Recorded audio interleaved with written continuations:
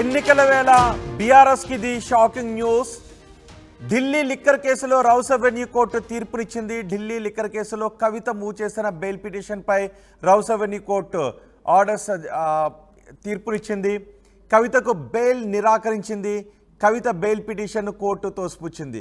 2 bail పిటిషన్లను dismiss చేసింది కోర్టు. లిక్కర్ స్కామ్ కేసులో కవితదే కీలక పాత్ర అని ఈడీ, సిబిఐ తరపు న్యాయవాదులు తమ వాదనలు వినిపించారు. ఆమె బయటకు వస్తే సాక్షులను ప్రభావితం చేసే అవకాశం ఉంది అనే వాదనలను కోర్టు ముందు వినిపించారు.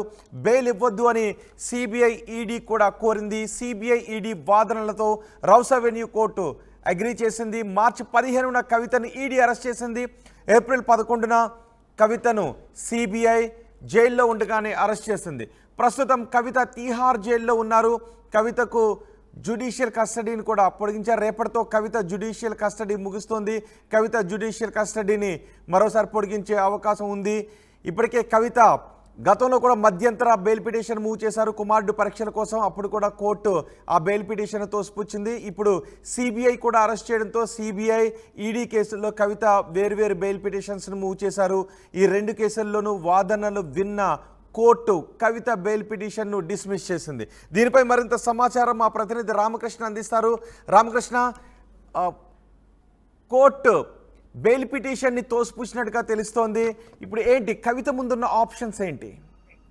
ఇక సిబిఐ కేసులో అలాగే ఎన్ఫోర్స్మెంట్ డైరెక్టరేట్ ఈడీ కేసులో కూడా 2 కేసుల్లో కూడా బెయిల్ పిటిషన్, కవిత బెయిల్ పిటిషన్ ను సిబిఐ ప్రత్యేక న్యాయస్థానం జడ్జి కావేరి బవేజా తిరస్కరించారు. సిబిఐ 13 పేజీల ఇచ్చినటువంటి రిపోర్టు, అలాగే ఎన్ఫోర్స్మెంట్ డైరెక్టరేట్ ఇచ్చినటువంటి 8 పేజీల రిపోర్ట్ ని క్షుణ్ణంగా పరిశీలించడంతో పాటు ఇరుపక్షాల వాదనలు విన్న తర్వాత న్యాయమూర్తి కావేరి బవేజా కవితకు బెయిల్ ని నిరాకరించారు. కవిత లిక్కర్ స్కామ్ లో కవిత కింగ్ పిన్ అనే అంశానికి సంబంధించి కోర్టు కూడా అంగీకరించినట్లు సమాచారం. ఈ నేపథ్యంలోనే బెయిల్ నిరాకరించడం జరిగింది. కవిత 2 ఆప్షన్స్ పెట్టుకున్నారు. ఒకటి, తన స్టార్ క్యాంపైనర్ గా 2024 లోక్సభ ఎన్నికల్లో తాను ప్రచారం చేయాలి అని చెప్పేసి ఒక ఆప్షన్ చెప్పారు. ఇంకో ఆప్షన్ తన హెల్త్ రీత్యా కూడా తనకి బెయిల్ ఇవ్వాలని చెప్పి 2 ఆప్షన్స్ కూడా పెట్టారు. ఈ నేపథ్యంలో కవిత బెయిల్ పిటిషన్ ను న్యాయస్థానం తిరస్కరించింది. ముఖ్యంగా కవితకి చెందినటువంటి న్యాయవాదులు అభిషేక్ మను సింఘ్వి, విక్రాంత్ చౌదరి, నితీష్ రాణా, అలాగే మోహిత్ రావు నలుగురు కూడా వాదనలు వినిపించినప్పటికీ కూడా ఆ వాదనలతో ఏకీభవించలేదు. కవిత చెప్పినటువంటి రీజన్స్ పై మాత్రం కావేరి బవేజా విభేదించారు. అలాగే ఎవరైతే సిబిఐ దాఖలు చేసిన పిటిషనే గానీ, సిబిఐ దాఖలు చేసిన రిపోర్టే గానీ, అలాగే ఈడీ రిపోర్ట్ పై క్షుణ్ణంగా పరిశీలించిన తర్వాత కన్విన్స్ అయ్యారు. మరి ఈడీ రిపోర్ట్ బేస్ చేసుకొని, అలాగే సిబిఐ రిపోర్ట్ బేస్ చేసుకొని కవితకు బెయిల్ ఇవ్వకూడదని చెప్పేసి నిర్ణయించుకున్నారు. ఈ నేపథ్యంలో కవిత ముందు ఉన్న ఆప్షన్స్ ఒకటే ఏంటంటే ఆమె నెక్స్ట్ హైకోర్టుకి వెళ్ళి తన వాదన వినిపించుకుని బెయిల్ తెచ్చుకోవడం. ఎందుకంటే ట్రయల్ కోర్టులో ఇక సిబిఐ అలాగే ఈడీ అంశానికి సంబంధించి బెయిల్ నిరాకరించిన నేపథ్యంలో ఇక హైకోర్టుకి వెళ్ళి హైకోర్టులో కూడా ఇదే రకంగా వాదనలు వినిపించుకొని ఆమె బెయిల్ తెచ్చుకోవాలి. ఒకవేళ కానీ హైకోర్టులో కూడా బెయిల్ రాకపోతే మాత్రం ఆమె సుప్రీం కోర్టుకి వెళ్ళి తెచ్చుకోవాలి. ఎందుకంటే మనం గతంలో జరిగినటువంటి కేసెస్ కానీ మనం కానీ వెళ్ళి చూసినట్టుగైతే మాత్రం అభిషేక్ బోయినపల్లి కానీ, సంజయ్ సింగ్ కానీ, ఇంకా వీళ్ళందరి విషయంలో కూడా ఎక్కడ కూడా ట్రయల్ కోర్టు బెయిల్ ఇవ్వలేదు, అలాగే హైకోర్టు కూడా బెయిల్ ఇవ్వలేదు. నేరుగా సుప్రీం కోర్టే బెయిల్ ఇచ్చింది. అంటే ఇక ఈ ట్రయల్ కోర్టులో బెయిల్ రాని నేపథ్యంలో ఇక ఇమీడియట్ గా ఎవరైతే న్యాయవాదులు ఉన్నారో కవిత తరపున న్యాయవాదులు వాళ్ళు హైకోర్టుని ఆశ్రయిస్తారు. హైకోర్టుని ఆశ్రయించి హైకోర్టు కూడా బెయిల్ తిరస్కరించిన నేపథ్యంలోనే సుప్రీంకోర్టుకు వెళ్ళాలి తప్ప నేరుగా సుప్రీంకోర్టుకి బెయిల్ వేస్తే మాత్రం సుప్రీంకోర్టు బెయిల్ ఇచ్చే అవకాశం అయితే లేదని న్యాయవాదుల నుంచి అందుతున్న సమాచారం. మరి ఈ నేపథ్యంలో రేపు ఆమె జ్యుడిషియల్ రిమాండ్ ఉంది. జ్యుడిషియల్ రిమాండ్ ఉన్న నేపథ్యంలో రేపు జ్యుడిషియల్ రిమాండ్ ని పొడిగించే అవకాశం కూడా ఇంకో 14 రోజుల పాటు ఆమె జ్యుడిషియల్ రిమాండ్ కూడా పొడిగించబోతున్నారు. మరి ఈ నేపథ్యంలో కవిత ఇక హైకోర్టు నుంచి బెయిల్ కోసం ట్రయల్ వేయాలి, లేదంటే రాకపోతే సుప్రీం కోర్టుకు వెళ్ళాలి. ఈ ప్రాసెస్ కి దాదాపు నెలపైనే పట్టే అవకాశం ఉందని న్యాయ నిపుణుల నుంచి అందుతున్న సమాచారం. అంటే కవిత తరపు న్యాయవాదులు వినిపించిన వాదనలో స్ట్రాంగ్ పాయింట్స్ ఏమీ లేవా? అంటే కవిత తరపున న్యాయవాదులు చెప్పిన దాంట్లో ప్రధానంగా కానీ మనం చూసుకున్నట్టుగైతే మాత్రం వాళ్ళు 2 అంశాలకి సంబంధించి వాళ్ళు అడగడం జరిగింది. 2 అంశాల్లో కీలకమైన అంశం ఏంటంటే తనకి star campaigner, party star campaigner గా తనకి నియమించింది కాబట్టి తనకి బెయిల్ ఇవ్వాలని అడగటం ఒకటి. రెండవది చూసుకున్నట్టుగైతే మాత్రం తన హెల్త్ ఆరోగ్య కారణాల రీత్యా కూడా బెయిల్ ఇవ్వాలని చెప్పేసి కూడా కోరడం జరిగింది. మరి ఈ రెండు కారణాలకి సంబంధించి కూడా క్లియర్ గా మనం చూసుకున్నట్టుగైతే కవితకి ప్రతిరోజు కూడా డాక్టర్స్, తిహార్ జైల్లో డాక్టర్స్ టీమ్ ఆమెకి వైద్య పరీక్షలు నిర్వహిస్తుంది. కవితకి, అరవింద్ కేజ్రీవాల్కి ఇద్దరికి కూడా.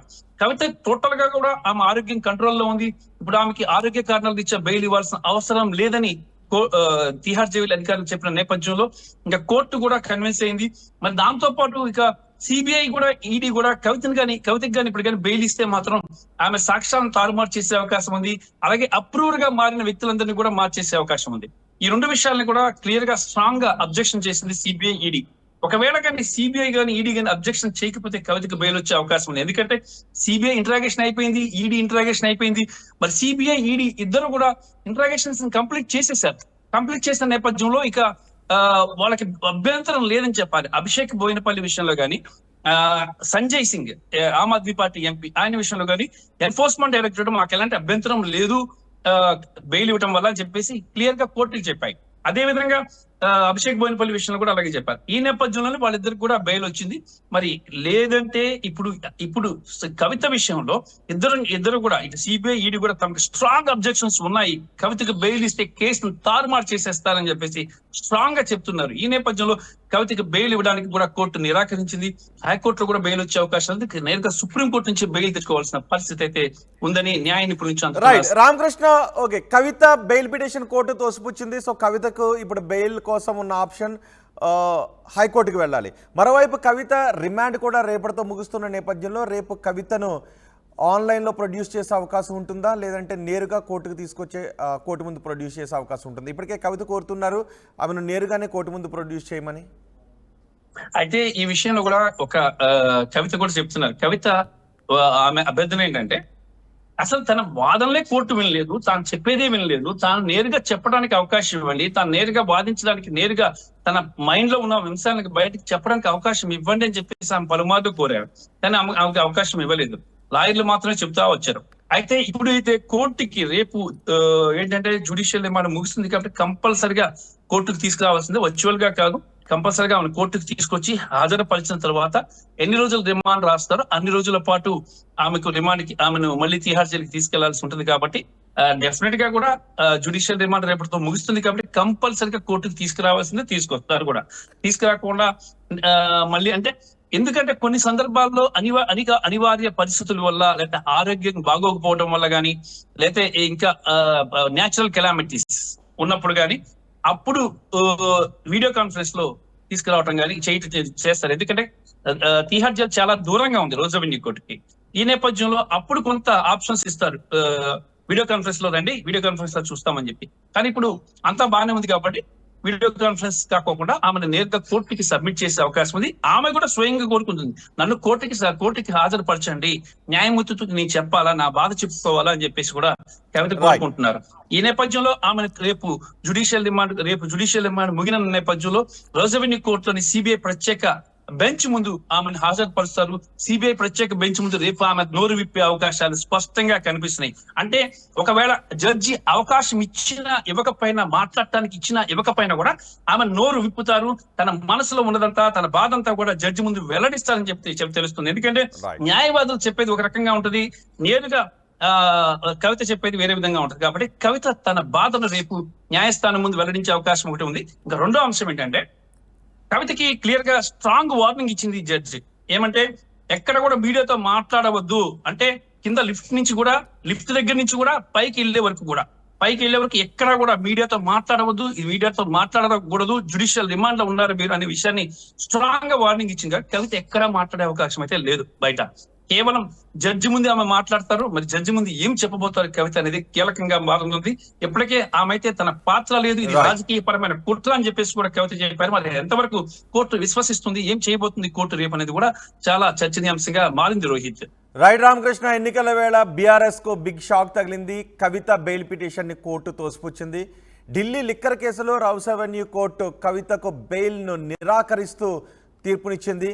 2 బెయిల్ పిటిషన్స్ను డిస్మిస్ చేసింది. లిక్కర్ స్కామ్ కేసులో కవితదే కీలక పాత్ర అని ఈడీ, సిబిఐ చెప్తోంది. ఆమె బయటకు వస్తే సాక్షులను ప్రభావితం చేస్తారు అని, బెయిల్ ఇవ్వొద్దు అని సిబిఐ, ఈడీ కోర్టు ముందు వాదనలు వినిపించాయి. ఆ వాదనలతో కోర్టు ఏకీభవించింది. కవితను మార్చి 15న ఈడీ అరెస్ట్ చేసింది. ఏప్రిల్ 11న కవితను జైల్లో ఉండగానే సిబిఐ అరెస్ట్ చేసింది. ప్రస్తుతం తీహార్ జైల్లో ఉన్నారు కవిత. రేపటితో కవిత జ్యుడిషియల్ కస్టడీ ముగుస్తున్న నేపథ్యంలో రేపు కోర్టుకు వర్చువల్లో ప్రొడ్యూస్ చేస్తారా లేదా ఆమెను నేరుగానే కోర్టుకు తీసుకొస్తారా అన్న దానిపై కూడా ఇంకా ఉత్కంఠ కనిపిస్తోంది. ఇక కవిత ముందున్న ఆప్షన్స్ నేరుగా హైకోర్టుకు వెళ్ళడమే. లోయర్ కోర్టులో బెయిల్ పిటిషన్స్ డిస్మిస్ కావడంతో ఇక కవిత ముందున్న ఆప్షన్స్ హైకోర్టు మెట్లు ఎక్కడమే అని చెప్తూ ఉన్నారు న్యాయ కోవిదులు.